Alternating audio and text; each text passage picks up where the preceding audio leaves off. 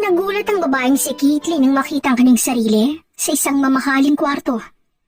Wala siyang kaalam-alam sa nangyari, lalo't wala siyang naaalala sa mga oras na yun.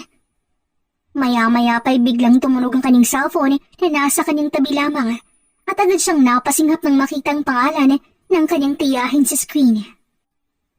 Hello po, tita? Anong hello po, tita? Nasaan ka? At bakit hindi ka umuwi? Alam mo namang may pasok mga pinsan mo ngayon, hindi ba? Tita, sorry po. May nangyari lang po. Uuwi na po ako agad ngayon. Huwag ka na lang kaya umuwing babae ka. Pagod na rin ako sa pagmumukha mo. Kaya dyan ka na lamang tumira kung nasaan ka man ngayon. Tita, huwag naman po kayong ganyan. Hindi na natapos ni Katie ng balak sabihin nang biglang mawala ang tiyahin sa kabilang linya. Napahilot na lamang ang dalaga sa kanyang ulo at huminga ng malalim. Mapait nang umiti ang 27 anyos sa dalaga. Alam niyang darating ang araw na ipagtatabuyan siya ng kanyang nag-iisang tiyahin, lalo pat ubos ng kanyang mana na nakukuha galing sa kanyang mayapang mga magulang. 3 taon ang nakalipas mula ng madisgrasyang mga magulang ni Caitlin, kaya siya naiwan sa kanyang tiyahin na kapatid ng kanyang ina. Siyang gumastos ang lahat ng kanilang kailangan magmula nang tumira siya sa ginang at alam niyang hindi habang buhay ay tatanggapin siya nito, lalo pat mukha itong pera. Hindi na malaya ni Caitlin na tumulo na pala ang kanyang luha at nagulat pa siya nang biglang bumukas ang pinto at iniluwa roon ang isang matandang babae. Oh, gising ka na pala, iha. Pasensya ka na kung hindi na ako kumatok. Ang sabi kasi ni senyorito ay baka mamaya ka pa magising. Manang, nasan ho ako? At ano pong ginagawa ko rito? Hindi mo alam kung nasaan ka? Akala ko pa girlfriend ka ng alaga ko kaya kanya dinala rito. Ikaw lang naman ang babaeng dinala niya rito sa bahay, kaya alam kong nagsisabi siya ng totoo. Hindi po, Manang. Wala akong maalala sa nangyari. At hindi ko po alam kung bakit at paano po ako napunta rito. Sus Mariosep, ibig sabihin, dinala ka lamang basta rito ng alaga ko? Ha, hindi ko pinalaki ng ganun ng batang yun. Teka, magbihis ka na nga muna, tatawagan ko lamang siya. Pauuwiin ko siya ngayon mismo upang makausap siya. Napasinghap si Caitlin nang bumaba ang kanyang tingin sa kanyang katawan. Doon niya napagtanto na wala pa siyang saplot at tanging kumot lamang ang nasa kanya. Nasaan ang damit ko? Diyos ko, ano ba itong pinasukan ko? Dali-daling nagbihis ang dalaga at agad pinangko ang kanyang buhok. Lalabas na sana siya ng kwarto nang biglang napatigil dahil sa sakit ng kanyang pagkababae. Teka, huwag mong sabihin, Caitlin, na binigay mo ang sarili mo sa isang estranghero. Ay, ano bang nakain mong babae ka at bigla ka nilang nalihis ng daan? Galit na galit si Caitlin sa kanyang sarili at dahan-dahang naglakad palabas ng silid.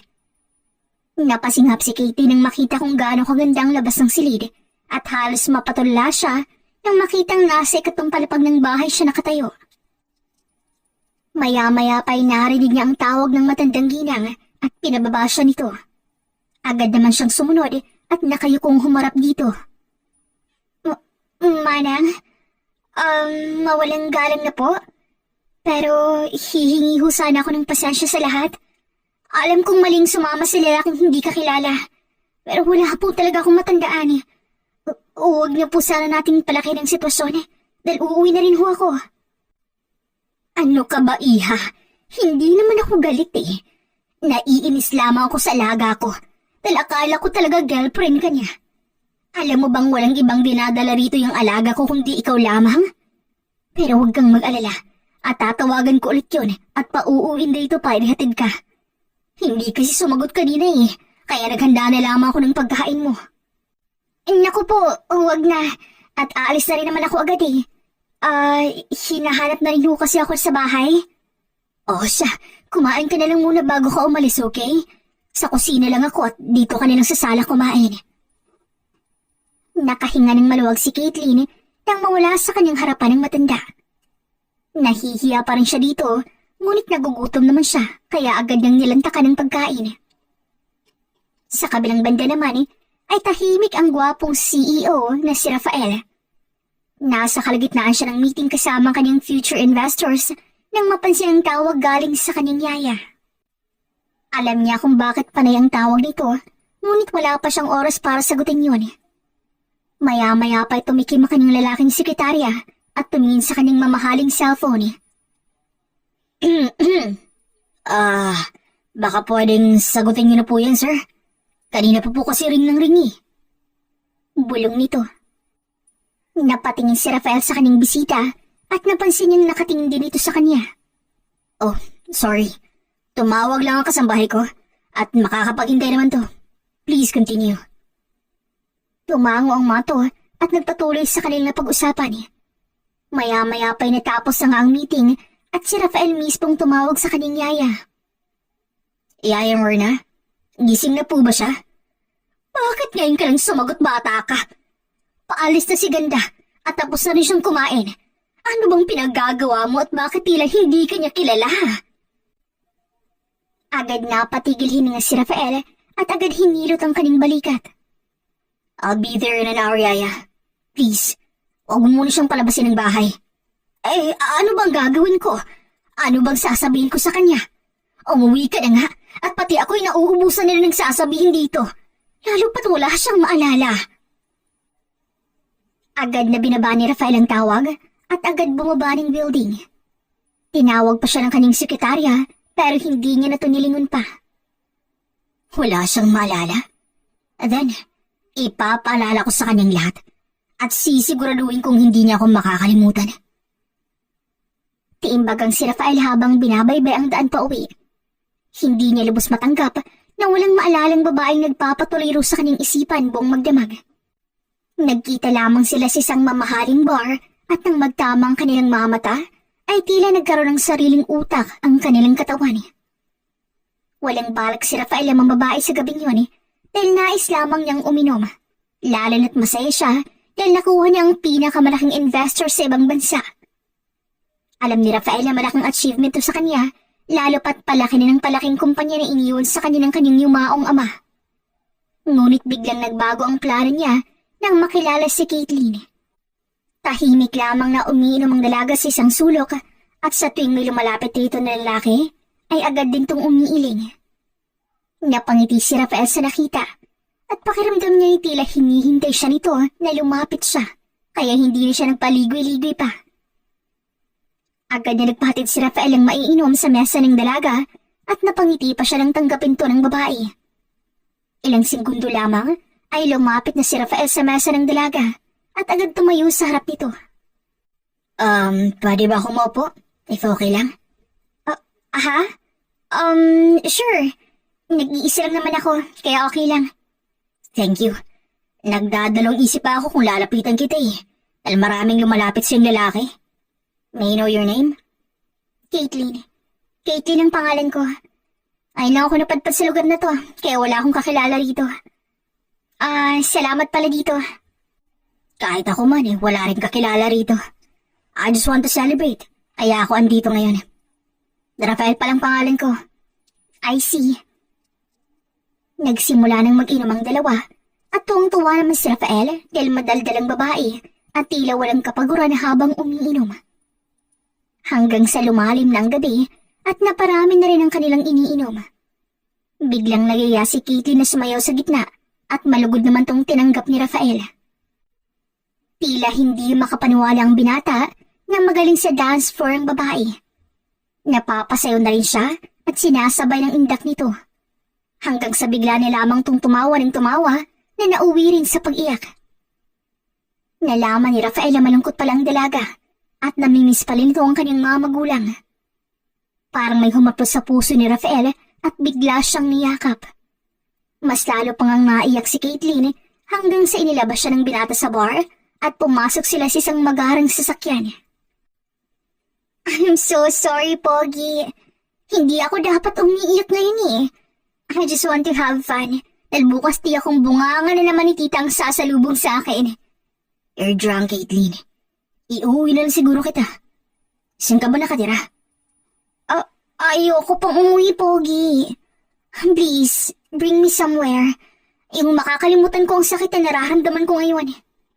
I can't, sweetheart. Baka ano pang magawa natin kung sakaling dadaling kita malayo rito. Ihatid na lamang kita sa inyo. Pero ayoko talaga, Rafael. Sige, bababa na lamang ako. At sa loob na lamang ng bar matutulog. Napahinga ng malalim si Rafael at pilit pinipigilan ang sarili. Akmang lalabas ang dalaga ng sasakyan, ngunit mabilis tong napigilan ng binata. Hindi ako papayag na bumalik ka sa loob ng bar. Dali na lamang kita sa bahay. Agad kinabit ni Rafael ang seatbelt kay Caitlin at pinasibad ang sasakyan.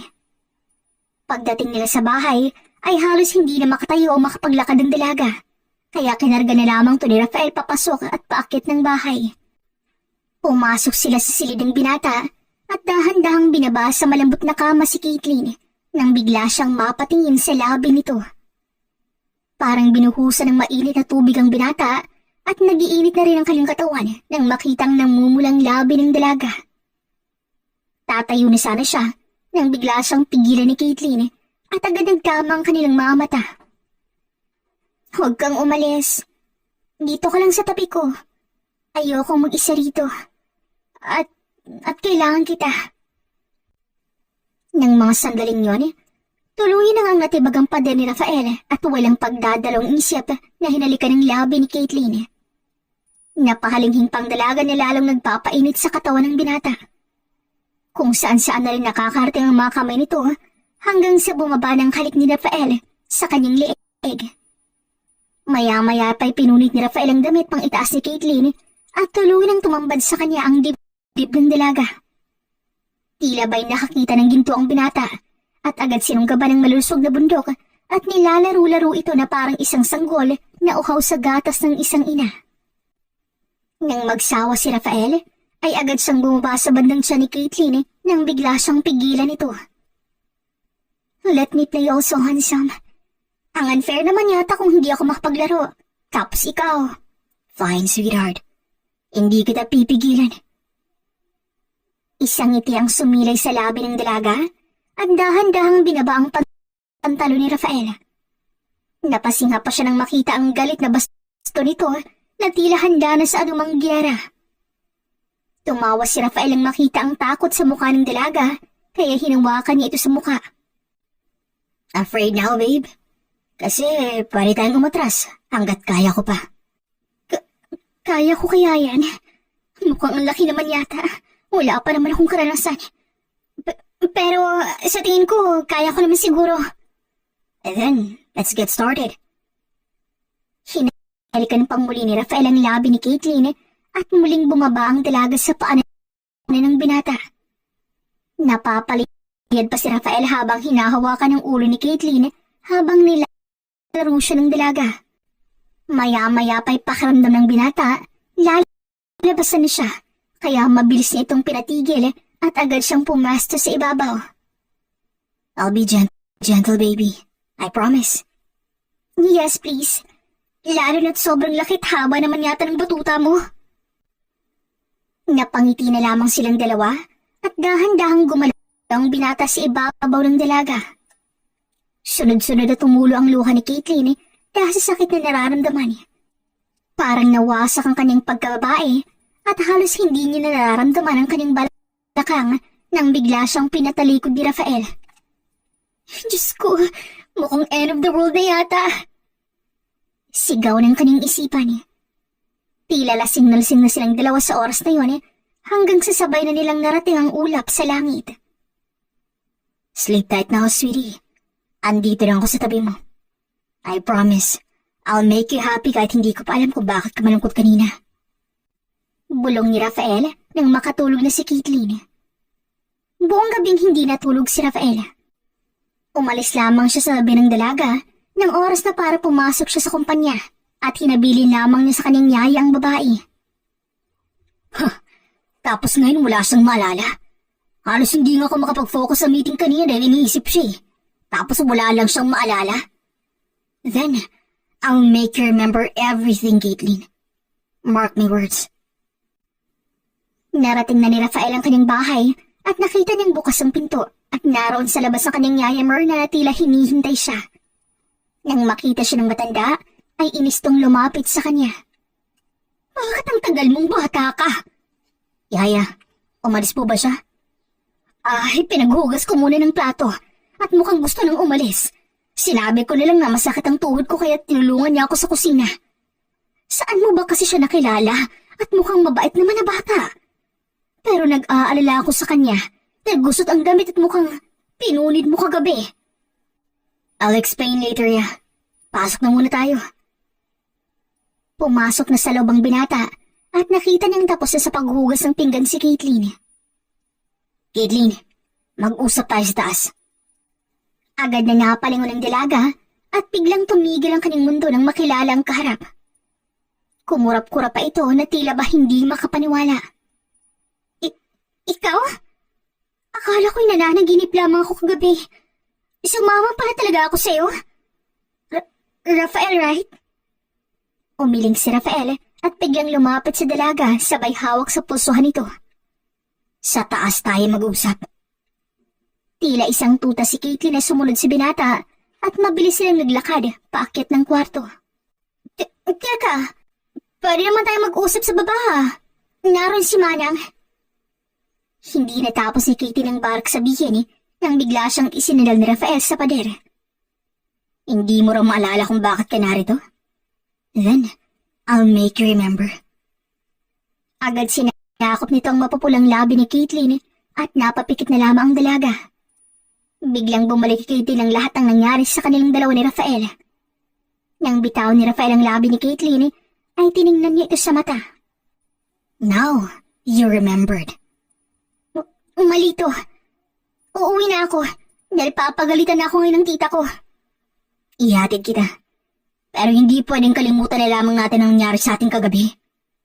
Hindi mo na iintindihan, Rafael. Hawak ako ng tita ko sa leeg. Kumbaga, I'm her slave. Kaya uuwi na ako bago pa ako palayasin ni tita. Nagmamadaling lumabas si Caitlin sa silid ni Rafael at sumunod naman rito ang binata. You're in the car, Caitlin. Ihahatid na kita sa inyo. Hindi, huwag na. At baka ano pang isipin ni tita. Please, sumunod ka sa gusto ko. Kung hindi, babalik kita sa taas at hindi na palalabasan rito kailanman. Napasinghap si Caitlin sa sobrang seryoso ng boses ni Rafael. Kagabi lamang ito nakilala at mukhang nagsisisi yata siya kung bakit nagkagusto siya rito sa unang tingin pa lamang. Tahimik siyang sumunod sa utos si Rafael at pumasok sa loob ng sasakyan. Napahinga pa siya ng malalim nang bumalos sa kanyang buong hininga ang mabangong amoy ng binata. Pumasok na rin si Rafael at agad sinabi ni Caitlin kung saan siya dapat ihatid nito. Tahimik lamang nilang binabaybay ang daan pa uwi hanggang sa marating nila ang bahay ng tiyahin ng dalaga. Hindi pa man sila nakakababa ay napasingap na si Caitlin nang makita ang kanyang tiyahin at mga pinsang nasa labas ng bahay habang binibenta ang mga damit na pamilyar sa dalaga. Nagkahagulo rin ang kanilang kapitbahay sa pagpili ng damit. Teka, mga gamit ko yan Bakit binibenta ni tita? Hindi pa man tuluyang huminto ang sasakyan bumaba na si Caitlin at agad tumakbo papalapit sa kanyang tiyahin. Tita, anong ginagawa ninyo? Bakit lahat na sa labas ang mga gamit ko? At ano tong presyong nakikita ko? Hindi ba't sinabi ko sa'yong huwag ka nang umuwi? Bakit andito ka ha? Wala ka ng karapatan sa mga gamit na to dahil kapatid ko ang bumili nito. Hindi ka na rin naman makakatulong sa amin kaya ibebenta ko na to lahat. Hindi mo to pwedeng gawin sa akin dahil momit daddy kong bumili nito sa akin. Sawang-sawa na ako sa pagiging bastos niyo sa akin, tita. Nakakasawa na ho kayo. Masawa na ako sa pagmumukha mong bata ka. Hindi na lang sana ang kapatid ko ang namatay. Kayo na lang sana ng tatay mo. Hindi sana. Nandito pa sana ang kapatid ko na handang tumulong sa akin kung buhay pa siya. Lumayas ka. Layas! Akmang sasaktan ng ginang si Caitlin nang biglang pumagitna si Rafael na tahimik lamang kanina sa likuran ng dalaga. Subukan mo saktan si Caitlyn. At ako ang makakalaban mo, tanda. Magkano bang lahat ang gamit ni Caitlyn? At babayaran ko sa'yo. Tumatanggap ka ba rin, Cheque? Rafael, hindi mo kailangan gawin to. Lahat ay gagawin ko. Just to protect you, sweetheart. Hayaan mo kung isalba ka sa bruha mong tiyahin. Tumawa ang ginang at galit na sinabing kailangang bayaran siya ng 100,000 kapalit ng lahat ng gamit ni Caitlyn. Tahimik namang kumuha ng cheque si Rafael at ginawang 200,000 ang binigay sa ginang. Caitlyn will be mine at wala ka ng karapatan sa kanya.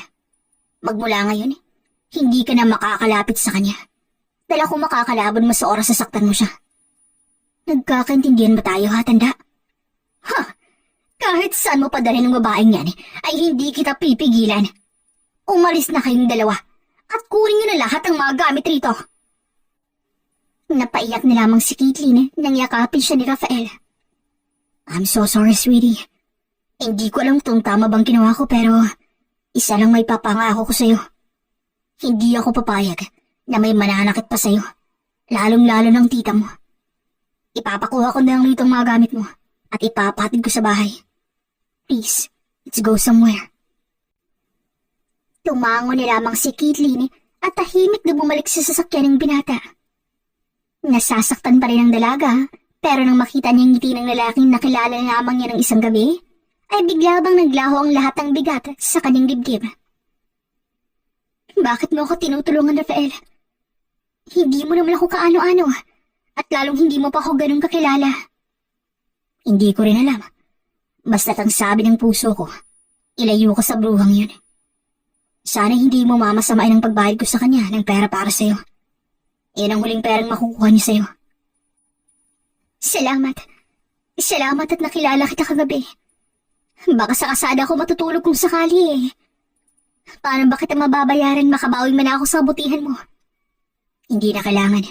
Tulong ko yun. At wala sa isip kong pagbayarin ka. Hindi. I insist. Kahit ano gagawin ko para sa'yo. Pangako, tatanggipin ko to ng buong puso. Ayoko, Caitlyn. Sapat na sa akin malamang hindi ka na masasaktan ng kahit na sino. Please, Rafael. Hindi talaga kita titigilan hanggat sasagutin mo ako. Sabihin mo sa akin kung ano gusto mo at gagawin ko to ng bukas sa loob ko. Huminga ng malalim ang binata at tumingin sa ibang parte ng kalsada. Tahimik siyang nag-drive palayo sa bahay ng tiyahin ni Caitlyn. Maya-maya pa'y tumigil sila sa tabi ng kalsada at tumingin ang binata sa mga mata ni Caitlyn. Gusto mo talagang makabawi sa akin? At kahit anong sabihin ko, tatanggapin at gagawin mo to? Oo, Rafael. Kahit ano, basta't ito ang gusto mo. Then, be my bid slave. Yun lang ang hiling ko. In exchange, I'll be your knight in shining armor. Napatulala na lamang si Caitlyn sa kanyang narinig. Hindi niya lubos maisip na yun ang unang lalabas sa bibig ng gwapong binata. Hindi pa man nakakasagot si Caitlyn ay umiling na si Rafael. Never mind. Sorry about that. Teka, wala ka bang nobya? Baka naman gawin mo akong kabit, ha? What? No way. Dadalhin ba kita sa bahay kung meron? Tsaka, makikipag-ano ba ako sa'yo kung taken ako? Ganun na bang tingin mo sa akin, ha, Caitlyn? You know what? Never mind. Kalimutan mo lang yung sinabi. Hindi na natapos ni Rafael ang balak sabihin talibigla na lamang siyang hinalikan ng dalaga sa labi. Fine, papayag na ako. Hindi naman siguro masamang kumapit ako sa'yo, lalo pat wala akong maaasahang iba. I'll be your slave in bed, Rafael. I'm officially your slave. At mas nanaisin ko pang maging sunod-sunuran mo, kaysa sa tita ko, na walang ibang ginawa kundi ang perahan lamang ako. Napatigil si Rafael at titig na titig kay Caitlyn. Hinihintay niyang sabihin ng dalagang nagbibiro lamang to, pero tanging ngiti lamang nakuha ng binata. Oh, bakit hindi ka makapaniwala? It's true, Rafael. Pumapayag na ako sa gusto mo. Wala nang atrasan, ha? Ayoko sa lahat yung taong walang isang salita. Then I'll prove it to you na seryoso ako. Biglang umupo si Caitlyn sa kandungan ng binata at nagulat pa to sa kanyang ginawa. Ilang segundo lamang nagtagpo ang kanilang mga mata at tuloy nang sinakop ng dalaga ang labi ni Rafael at sabay pa silang napapikit at napakapit sa isa't isa. Bumaba na ring halik ni Caitlin sa leg ni Rafael at napatigil na lamang siya nang bigla siyang hinawakan ito sa balikat. Huwag dito, sweetheart. Nasa tabing kalsada tayo. Mukhang wala namang sasakyan kaya okay lang. Tinted rin naman tong sasakyan kaya pwede na. Muling hinalikan ni Katie ang binata at sinigurado niyang hindi nito makakapalag sa kanya. Tila naging kama ng dalawang sasakyan ito dahil nakuha nilang humiga ng hindi nahihirapan. Malaya rin natanggal ang dalawa ang kanilang damit at napakaslap ang mga mata ni Rafael nang muling nakitang malulusog na bundok ng dalaga. Hindi niya tuloy maiwasang yamot-mutaki ng bundok ng dalaga at palipat-lipat niya itong pinaglaruan. Nang magsawa na sila kakalaro, ay humiga na si Caitlin sa likuran ng sasakyan at malayang umibabaw si Rafael sa kanya. Goodness, babe. This is my first time doing it here and it feels so good. Hindi ko alam na pwede palang gawing higaan ng sasakyan ko. Maski ako, Rafael, hindi ko alam. Pero nagiging adventurous yata ako simula nang makilala kita. Just tell me kung masakit pa at dadahan-dahanin ko muna. No, it's okay. I want to explore more. Kaya gawin mo ang nais mong gawin. Tuloy na nga nakapapasok si Rafael sa pagkababae ni Caitlin at napangiwi pa ang dalaga dahil bakaramdam niya yung masakit pa rin ang kanyang alaga sa ibaba. Ganun pa man, unti-unti na itong nawawala dahil napapalitan na ito ng sarap at kiliti. Agad din napakapit si Caitlin kay Rafael nang biglang binilisan ng binatang pagbayo nito sa ibabaw ng dalaga. Maya-maya pa naramdaman na lamang ni Caitlin ang mainit na likido sa kanyang ibaba at tila nang wala ng lakas si Rafael at bumagsak ng lamang to sa kanyang ibabaw. Thank you, sweetheart. Mukhang magiging exciting ang susunod kong araw dahil sa'yo. Wala nang bawian You're officially my slave in bed. I will, Rafael. I will. Magaan ang loob ng dalawang umuwi sa bahay ni Rafael. Sinalubong sila ng ginang at niyakap ang dalaga. Nasa taas ang mga gamit mo, Iha. Alam ko nang nangyari sa'yo at tumawag sa akin ang alaga ko. Sana hindi na lamang kita pinayagang umalis kanina. Salamat po, Manang.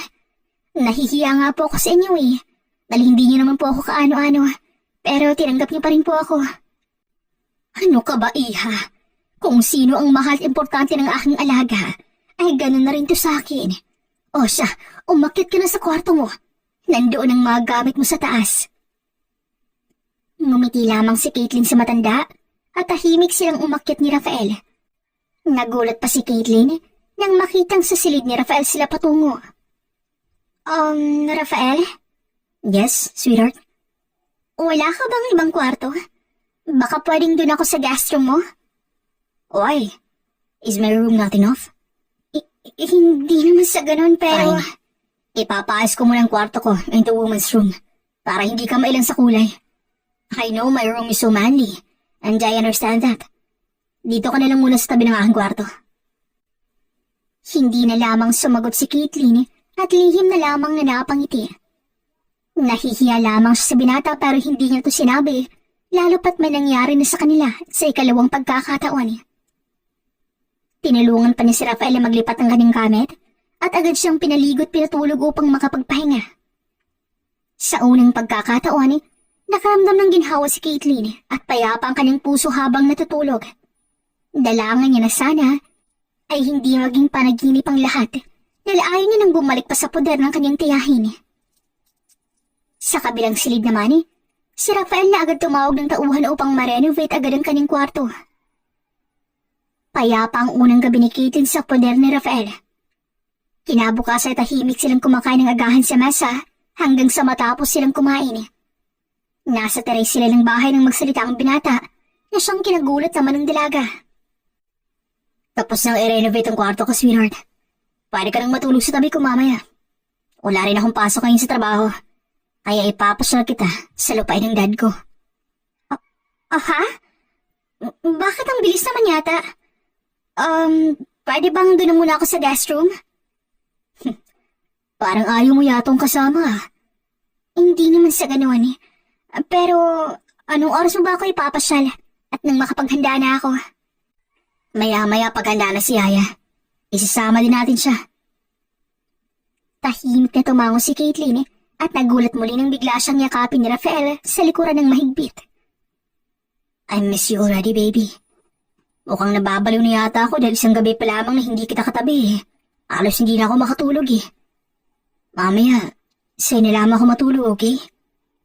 Ikaw talaga? Oo na nga, sige na. Maghahanda na rin siguro ako para si Manang na lang hihintay natin. Fine, samahan na kita maghanda. What? Hindi, kaya ko na.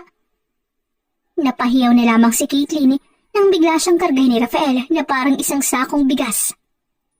Tawang-tawa pang binata na tila tuwang-tuwa sa kaning ginagawa. Napailing tuloy ang matandang katulong sa kaning nakita, ngunit agad din itong napangiti. Kung sino ka man, Caitlin, iha, nagpapasalamat ako sa pagdating mo sa buhay ng alaga ko.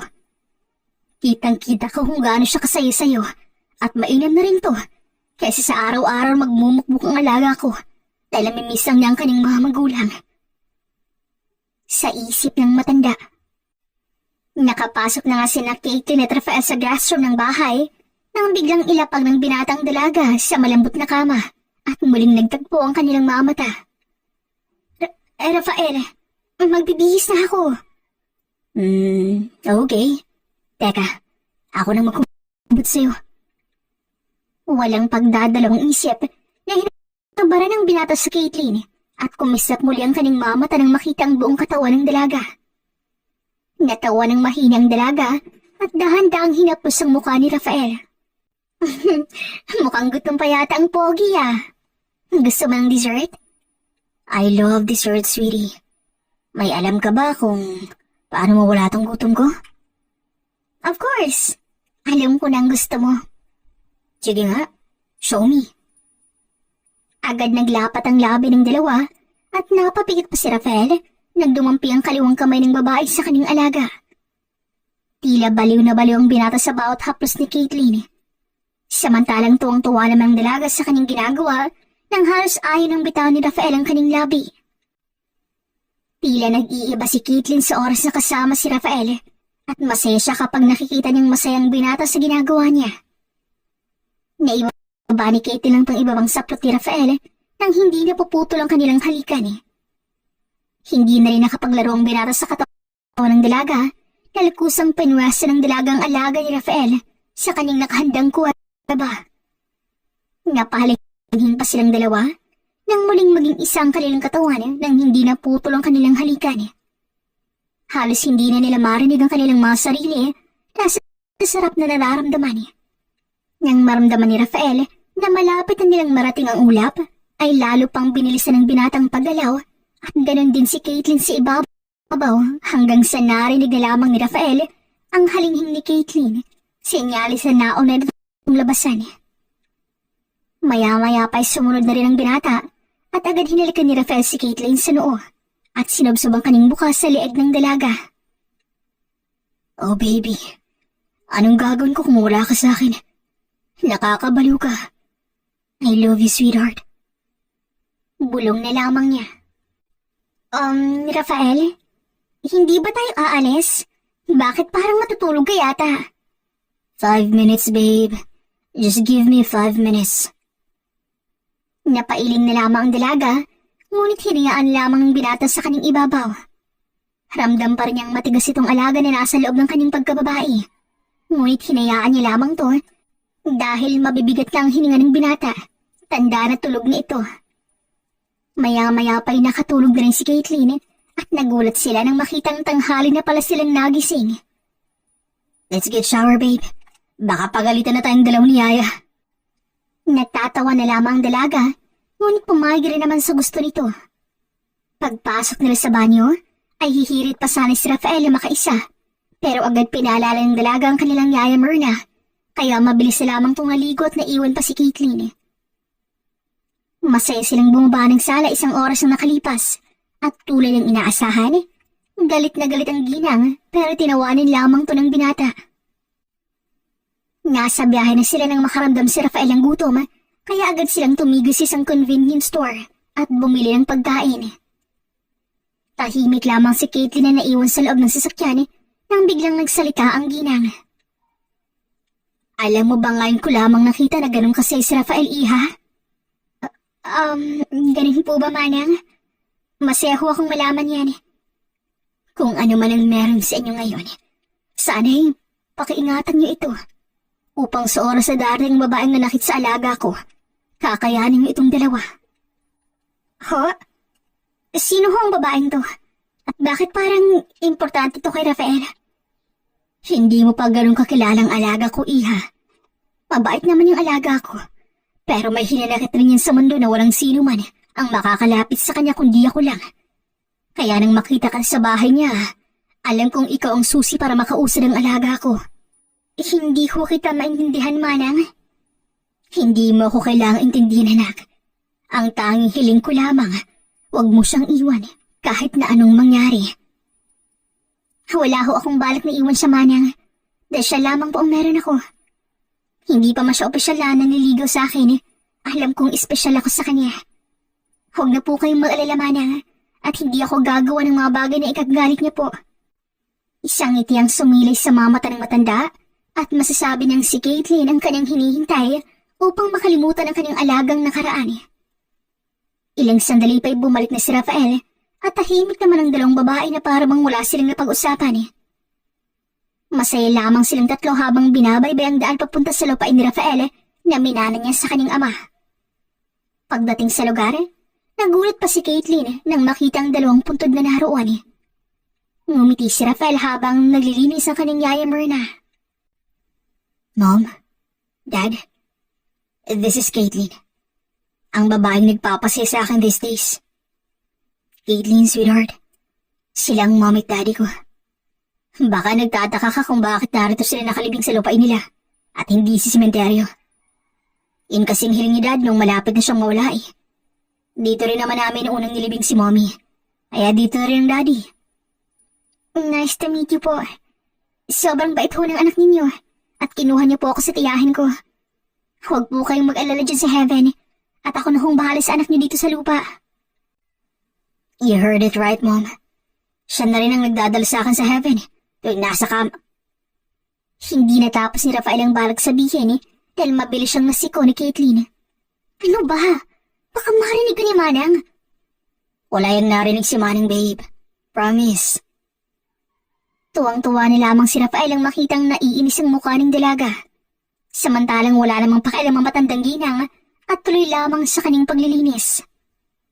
Nang makita ni Caitlin ang masayang mukha ng gwapong binata, ay hindi niya lubos maisip na may tinatago tong problema tulad ng sinabi ng yaya nito. Masayang-masaya ang kanilang araw kahit tatlo lamang silang kukulitan sa harap ng puntod.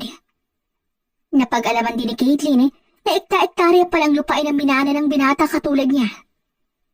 Ang kaibahan lamang ay naibenta niya na lahat ng kanyang mana.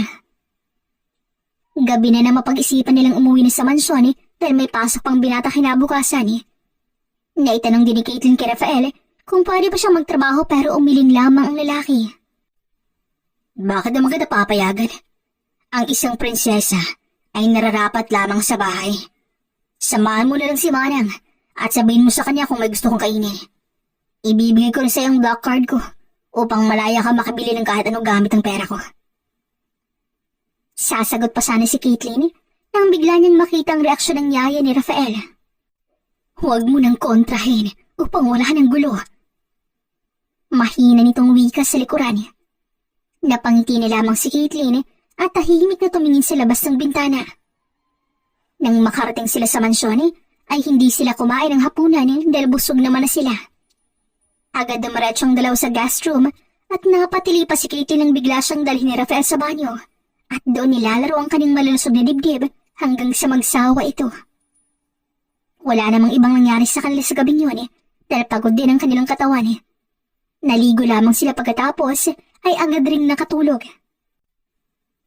Kinabukasan, nagtataka si Caitlin kung bakit wala na sa kanyang tabi si Rafael Ngunit agad din siyang napangiti nang makitang pagkaing nasa tabi ng mesa. Breakfast in bed, sweetheart. Umalis na ako at kailangan ko na magtrabaho para sa future natin. I love you, Bambi. Basa ni Caitlin sa sulat kamay ni Rafael. Naiiyak pa ang dalaga dahil pakiramdam niya yung isa siyang tunay na prinsesa na pinagsisilbihan ng kanyang prinsipe. Thank you, Rafael. Kaya aga-aga pinayak mo na ako. Mahal din kita. Kung alam mo lang kung gaano ka importante sa akin. At kahit hindi ko alam bakit Bambi ang tawag mo sa akin, tatanggapin ko pa rin to. Babagsak na sana ang luha ng dalaga, ngunit agad kong umatras nang marinig ang mahinang katok sa labas ng pinto. Bukas po yan. Pasok po. Ay, good morning, Iha, anak. Sabi ko na nga ba gising ka na. Saktong-sakto at dumating na tong bulaklak na pinadeliver ng alaga ko para sa'yo. Ito, tanggapin mo. Manang, nakakaya naman po at kayo pa pong kumuha. Pero salamat po, Manang. Ang thoughtful naman po ng alaga ninyo. Sus, wala yun, Iha. O siya, picturean kita. Ipapada ko lamang sa alaga ko. May bonus na naman ako mamaya, panigurado. Napatawa na lamang si Caitlin, ngunit agad ding pumasa sa kama, bitbit ang bulaklak at katabi pa niyang pagkain hinanda mismo ni Rafael. Pagkatapos ay kumain lamang si Caitlin nang bumaba na ang ginang sa sala. Sa kabilang banda naman, si Rafael na mainit ang ulo dahil sa aberya. Maliit na aberya lang naman to pero naiinis siya tuwing iniiwan niyang kumpanya ng ilang araw at nagkakaroon agad ng problema. Nasa kalagitnaan siya ng pagbabasa nang biglang tumulog ang kanyang cellphone. Maiinis na sana siya kung sinong nangahas na mag-message sa kanya, ngunit agad na walang isang linya ng kilay at napalitan ng pagkamanghang ereaksyon. Natanggap niyang isang larawang pinadala ng kanyang yaya Myrna at ang hihingi pa ito ng bonus. Napangiti si Rafael ang makita kung gaano kaganda si Caitlin sa larawan at kitang-kita niyang tuwa sa mukha nito. Good morning, sweetie. Sana nagustuhan mong hinanda ako for your princess. I can't wait na mag-alas 5 na upang makita na kita. Oh, goodness. I miss you already, babe. Lalo ng amoy mo. Mahinang wika ni Rafael at pilit pinigilan ng sariling umuwi makita lamang ang dalaga. Alas 5 na at nagmamadali nang umalis si Rafael sa kanyang kumpanya. Tinatapos na rin niya ang problema sa kumpanya. Bago siya umuwi, ay bumili muna siya ng pagkain sa isang sikat na fast food chain, pati ng bulaklak at tsokolate. Pasalubong ito sa kanyang yaya Myrna, pati na rin kay Caitlin na tiyak niyang hinihintay siya. Pagdating ng bahay, masaya siyang sinalubong ni Caitlin at tuwang-tuwa pa ito sa binigay niya. Flowers and chocolate for you, babe. Kamusta ka naman rito? I'm good. Your slave is good. Ikaw talaga?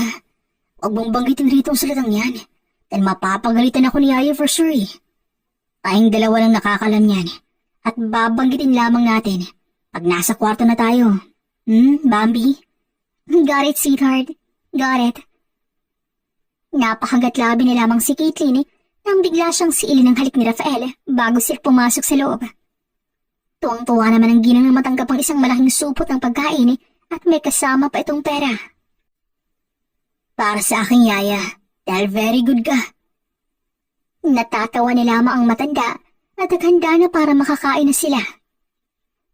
Naging routine ng tatlo ang sama-samang kumain at halos tumuwa na ang puso ni Caitlin tuwing nagigising sa umaga dahil kung ano-ano lamang sorpresa sa kanyang natatanggap galing kay Rafael. Iba rin ang kanyang natatanggap na regalo tuwing umuwi ito sa hapon at halos wala rin silang pahinga sa kama tuwing gabi. Hanggang sa lumipas ang 1 taon at 2 buwan at ang inakala ni Caitlin na masayang araw ay napalitan ng pagkabalisa. Manang, hindi pa po ba umuwi si Rafael? Alas 5:30 na ho kasi. Gantong oras andito na po siya, di ba? Ganun ba, anak? Teka, tatawagan ko. Hindi ko rin alam kung bakit wala pa yung batang yun . Napansin ni Caitlin na tila balisari ng matanda, kaya lihim itong sinundan at saktong nasa kabilang linya na si Rafael at naka-loudspeaker pa ang cellphone nito. Nasaan ka na, iho, anak? May dinaanan ka ba? Yaya. Oh, bakit? May nangyari ba? Hinahanap ka na ni Caitlin rito. Nag-aalala na siya sa'yo. Ikaw na po munang bahala kay Caitlyn, Yaya. May inaasikaso lamang ako rito. Kitang-kita ng dalaga kung paano natigilan ng matanda na halos mamutla ito katong wala naman tong kaharap na iba. Rafael, iho, dumating na ba siya? Nagbalik na ba siya? Huwag mo sanang kalilimutan na may Caitlyn ka na, anak. Hinihintay ka niya rito. Hindi ko naman girlfriend si Caitlyn, ya. Alam niya yun. Uuwi ho siguro ako dyan bukas. Ikaw na munang bahala sa kanya. Tila binuhusan ng tubig ng dalaga sa kanyang mga narinig. Nalilito siya kung bakit gano'n ang tanong ng ginang kay Rafael at mas lalo siyang nalito nang marinig ang naging sagot ng binata. Mapaklang tumawa si Caitlyn at napalingon naman sa kanyang matanda. Caitlyn, anak, kanina ka pa yan? Narinig ko ang lahat, manang. Huwag po kayong mag-alala at tama hong alaga ninyo. Hindi ho niya ako jowa at may usapan din kami. Caitlyn, iha, huwag mo sanang mga masama. Hindi ho, manang. Hindi ko man naiintindihan ang mga nangyari pero isa lang ang alam ko. Mukhang hindi na po ako kailangan ng alaga mo.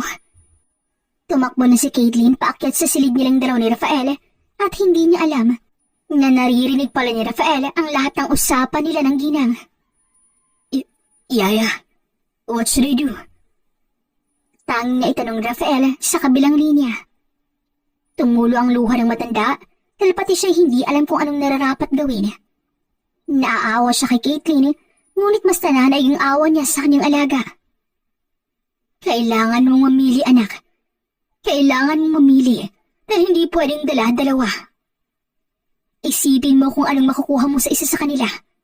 Huwag mong kalimutan si Caitlyn na siyang nasa tabi mo at nagpapasaya sa iyo.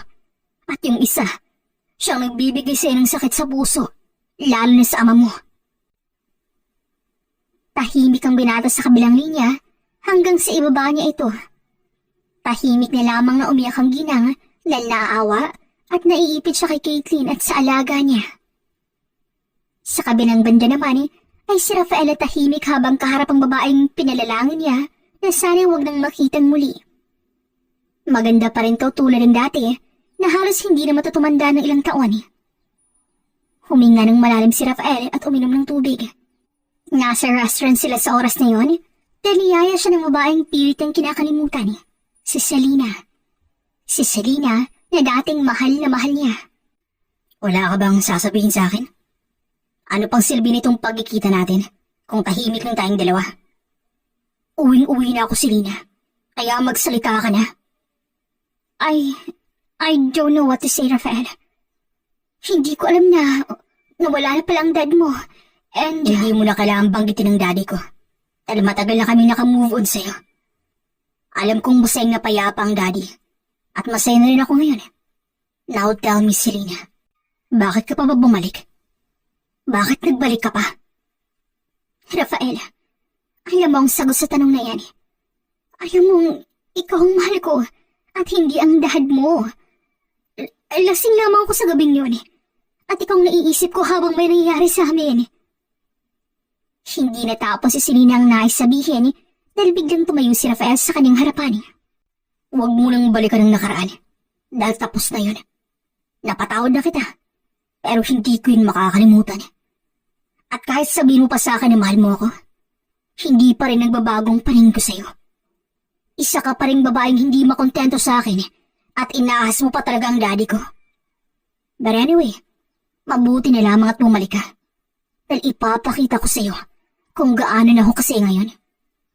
Ngayon napatanayin ko na swerte pa rin talaga ako. Na sa ginawa mo, nawala ka sa akin.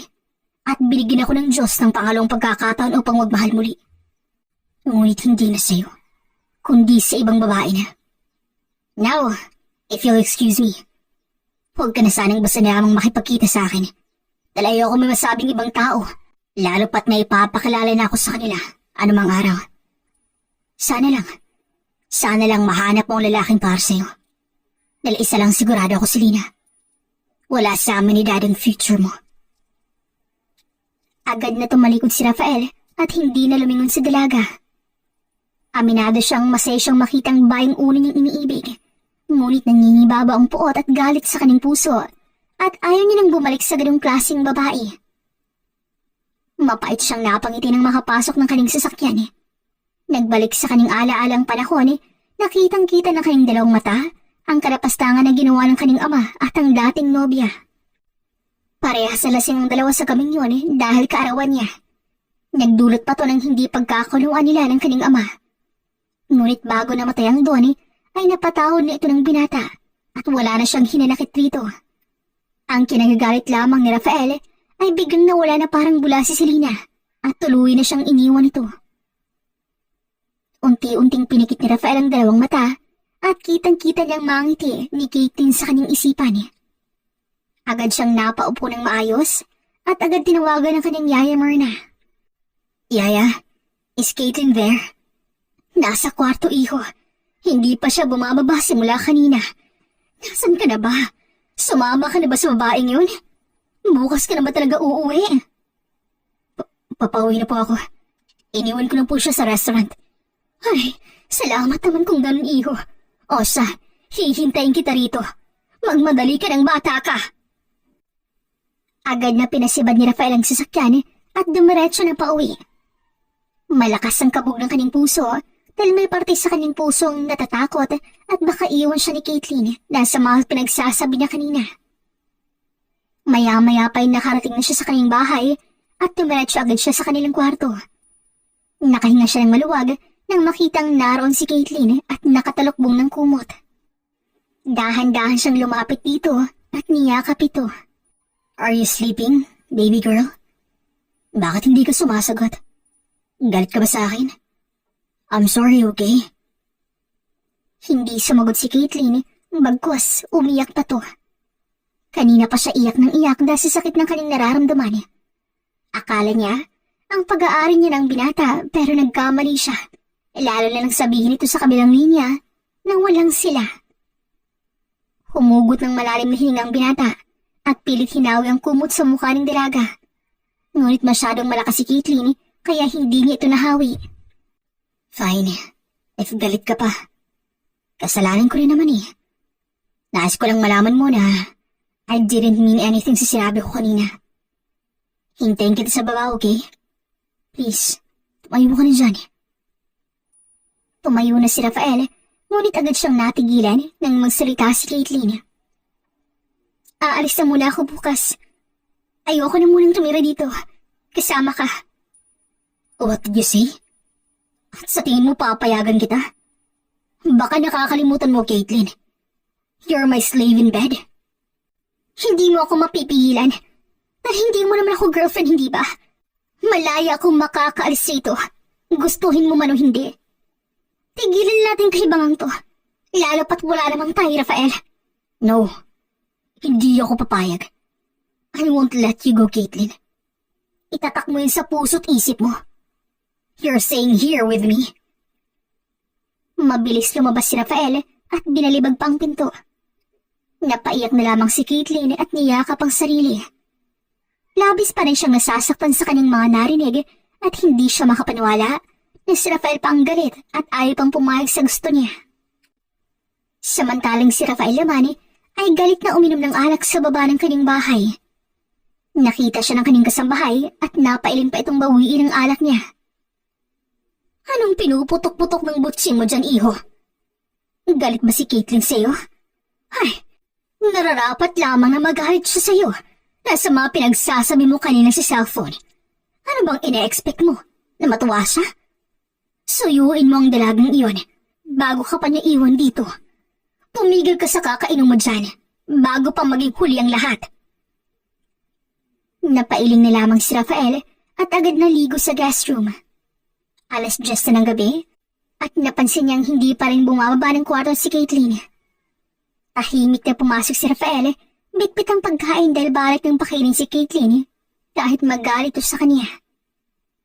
Nakatalokbong pa rin ang kumot ang dalaga kaya dahan-dahan siyang tumabi rito. I'm sorry, baby. Please forgive me. Ano bang gagawin ko para mapatawad mo lang ako? Please sabihin mo sa akin. Pero hindi pa rin ako papayag na umalis ka sa tabi ko. Baby, you need to eat. Hindi pwedeng hindi ka kakain at baka magkasakit ka niyan. Please, sweetheart. Para makatulog na tayo. Ayokong kumain, Rafael. Wala akong gana. Pwede bang sa ibang kwarto ka na muna matulog? Gusto ko munang mapag-isa. No. Ayoko. At baka pagising kayo wala ka ni. Ayokong magsisi sa huli. Kaya hindi ako alis rito. Dito lamang ako sa tabi mo. Pahala ka nga dyan. Ako na lang ang pupunta sa ibang kwarto. Hindi na natapos si Katie ng barik sabihin na bigla na lamang siyang napunta sa ibabaw ng katawan ni Rafael at biglang nagtagpo ang kanilang mga mata. Hindi ka pwedeng umalis sa kwartong ito. You hear me, sweetie? Binagalan ko na para marinig mo talaga. Huwag mo akong galitin dahil galit na galit ng alaga ko down here. I know naramdaman mo to. Now, let's eat. Kakain ka o kakainin mo tong hotdog ko? Choose wisely, Bambi. Napatulala si Caitlin sa tanong ng binata. Hindi niya nakala na sasabihin ni Rafael lalo pat seryoso ang kanilang problema. Are you out of your mind, Rafael? Hindi talagang iniisip mo ngayon? Baliw ka ba? Yes, sweetheart. Baliw ako. Baliw na baliw sa'yo. Diyos ko naman, Rafael. For once, maging seryoso ka naman. I'm always serious, sweetheart.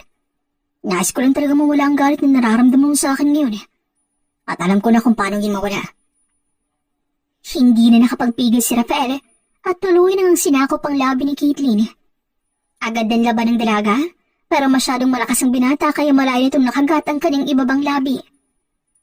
Napasingap si Caitlin, kaya malayo napasok ni Rafael ang kanyang bibig. Kaya wala na siyang magawa kundi ang yakapin ito. Sa isang iglap lamang, si Rafael ang nasa kanyang ibabaw at walang pagdadalong isip na pinunit ang binata ang kanyang damit. Ang goodness, Rafael! Damit ko yan! I'll buy you another, babe. At ilan ba yan? Now, open your legs widely.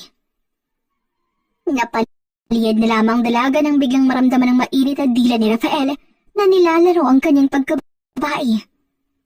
Tila ba'y mababalo na si Caitlin at hindi niya alam kung saan kakapit sa mga sandaling yun. Nang magsawa si Rafael, ay agad tong pumasa sa babaw ni Caitlin. You're mine, baby. Only mine. And I am yours too. Wala nang ibang babaeng makakabihag sa puso ko. Kundi ikaw lang. Now, baby, I want you to marry me. I don't want you to be my slave in bed anymore. I want us to upgrade. Please, marry me, baby. Kakaiba ka talaga, Rafael. Hindi pa nga tayo tapos eh. Tapos nagyayaya ka ng kasal. Tapos nasa ibabaw pa talaga kita. Pwede naman siguro tapusin mo natin to, di ba? Tapos luluhod ka. Hindi ko to tatapusin kung hindi mo sasabihin sa akin ang sagot mo, babe. Now tell me your answer. Napapikit si Caitlin. Napakiramdam niya. Ang bitin na bitin siya sa oras na yun. Pilit ang pinwesto ang sarili upang tuluyang makapasok sa kanyang kwarto ang galit na armas ni Rafael. Ngunit hinahawi naman to ng binata. Fine, paig na ako. Pero pwede ba, Rafael? Ipasok mo na. Isang matamis na ngiti ang sumilay sa labi ng binata at walang pagdadalawang isip na gumalaw sa ibabaw ni Caitlin. Napasinga pa ang dalaga nang tuluyang makapasok si Rafael at nababaliw na naman siya sa oras na yun. I love you so much, Caitlin. Ikaw lang at wala nang iba. Mas mahal kita, Rafael. Ikaw lang ang una at huling lalaking mamahalin ko. Tandaan mo yan. Sabay narating ng dalawa ang langit sa oras na yun. Busog na busog din si Caitlin kahit wala namang laman ang kanyang tiyan. Humiga si Rafael sa kanyang tabi at agad sinabi kay Caitlin ang tungkol kay Selena. Wala na sanang tanong dalagang alamin ang tungkol sa nakaraan ng binata, pero kusa tong sinabi ni Rafael upang wala na siyang iisipin pa. Matapos silang mag-usap, ay sabay na silang natulog ng mahimbing. Makalipas ang isang linggo, nagulat si Caitlin nang bigla siyang isurpresa ng nobyo sa isang mamahaling restaurant. Muling nagpropose ang binata at nahihiya pa si Caitlin sa oras na yun dahil naroon ang lahat ng tauhan ng binata sa restaurant, pati ng kasama nila sa bahay na si Aling Myrna. Nang ibigay ni Caitlin ang matamis ng oo, ay agad nagsigawan ng buong lugar at pinakilala na siya ng binata bilang fiancé nito. Halos wala nang mahihiling pa si Caitlin dahil binigyan siya ng lalaking katulad ni Rafael na hindi niya inaakala na magiging asawa niya sa susunod na taon. Habang nagkakasiyahan ng lahat, ay biglang nabulabong kanilang grupo dahil biglang lumitaw ang tiyahin ni Caitlin kasamang mga anak nito. Caitlin, iha, huwag mo naman kaming kalimutan ng ganito. Pumuntang abogado ng daddy mo sa bahay at kinukuha niya sa amin ng bahay at lupa. Iha, pagsabihin mong abogado mo dahil wala na kayong matitira ng mga pinsan mo. Isang ngiti lamang ang sumilay sa labi ni Caitlin at niyakap ang kanyang tiyahin. Ayoko nang magtanim ng galit sa kahit kanino, tita. Pero kung abogado na ni daddy ang nagdesisyon, ay wala na po akong magagawa. Ayoko nang ma-stress sa kahit sino, tita. Lalo pat ikakasal na ako. Sana ho, matagpuan niyo ng tunay na kasiyahan ninyo. Nagpapasalamat ho ako sa iyo dahil sa ginawa mo sa akin. Napunta ako sa taong mahal na mahal ako. Tuluyan ang tinalikuran ni Katie ng pamilyang nanakit sa kanya at bumalik na sa bisig ni Rafael. Sabihin mo lang sa akin kung anong gusto mong gawin ko sa pamilyang yan, sweetheart. Lahat gagawin ko para sa iyo. Uwi ka ni Rafael na seryosong tumingin sa umiiyak na tiyahin ni Caitlin. Hindi na kailangan mahal. Sapat na sa akin makita na naghihirap na siya ngayon. Pagtutuunan na lamang natin ng pansin ang ating kasal. Okay, you're right. Pero sa ngayon, gusto ko na munang umuwi at ang masolo na kita. Walang hiya ka talaga, Rafael. Alam mong maraming tao dito, oh. I don't care, mahal. Kailangan nating araw-arawin yun upang magkaanak na tayo. Baliw, magpapakasal muna tayo bago mag-anak. Okay then, hindi na muna kita bubuntisin. Pero humanda ka sa akin mamaya pag-uwi. Napatawa na lamang si Caitlin at sumanda sa dibdib ng nobyo. Wala na siyang mahihiling pa at hindi na rin siya makapaghintay na maikasal kay Rafael. Mabilis lumipas ang mga buwan, dumating na nga araw ng kasal at ikinasal na nga silang dalawa sa simbahan kasama ang kanilang mga malalapit na kaibigan. Naiiyak pa si Caitlin dahil sa tuwa nang makita ang kanyang lalaking minamahal na naghihintay sa kanya sa harap ng altar. At habang naglalakad si Caitlin, naalala niyang unang pagkikita nilang dalawa hanggang sa nauwi sa isang silid. Wala siyang pagsising nararamdaman. Talang unang lalaking binigyan niya ng kanyang pagbababae ay asawa niya na. Makalipas ang isang oras, natapos ng kanilang kasal at nasa isang 5-star hotel silang lahat dumiretso. Sa unang gabi nila bilang mag-asawa, masayang nagsama ang dalawa. Tahimik lamang nilang pinagbasta ng magandang tanawin sa loob ng kanilang kwarto. Napagtanto nilang ang lahat ng nangyari sa kanilang buhay ay parte ng plano upang magkakilala sila. Sisikapin ng dalawang magkaanak na agad upang maging buo na ang kanilang pamilya kasama si Aling Myrna. At sa unang gabi nila bilang mag-asawa, pinaramdaman nilang isa't isa na wala nang makakapigil pa sa kanilang nararamdaman. Mahal na mahal ni Caitlin si Rafael at ganun din si Rafael kay Caitlin.